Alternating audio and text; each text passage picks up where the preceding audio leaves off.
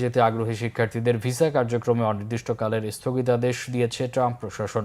সেই সাথে যুক্তরাষ্ট্রে থাকা বিদেশি শিক্ষার্থীরা ক্লাসে অনিয়মিত হয়ে পড়লে ভিসা বাতিলেরও সতর্কবার্তা দেওয়া হয়েছে।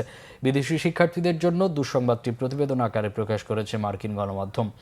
স্থানীয় সময় মঙ্গলবার প্রকাশিত প্রতিবেদনগুলোতে মার্কিন পররাষ্ট্রমন্ত্রী মার্কো রুবিওর ফাঁস হওয়া গোপন নোটকে সূত্র হিসেবে উপস্থাপন করা হয়েছে।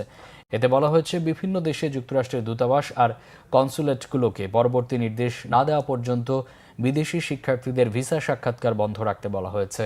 এই সময়ের ভেতরে আবেদনকারী শিক্ষার্থীদের সোশ্যাল প্ল্যাটফর্মে তৎপরতার উপর সূক্ষ্ম নজরদারির জন্য জনবল আর সক্ষমতা বাড়াতে কাজ করবে পররাষ্ট্র দপ্তর। বর্তমানে যুক্তরাষ্ট্রে থাকা বিদেশি শিক্ষার্থীদের নতুন হুমকি দিয়েছে ট্রাম্প প্রশাসন। বলা হয়েছে, ক্লাসে অনিয়মিত হয়ে পড়লে শাস্তিস্বরূপ ভিসা বাতিল হতে পারে। এদিকে হার্ভার্ড ইউনিভার্সিটির জন্য সরকারি বরাদ্দ থেকে আরও $300 কোটি ছেঁটে ফেলার ইঙ্গিত দিয়েছেন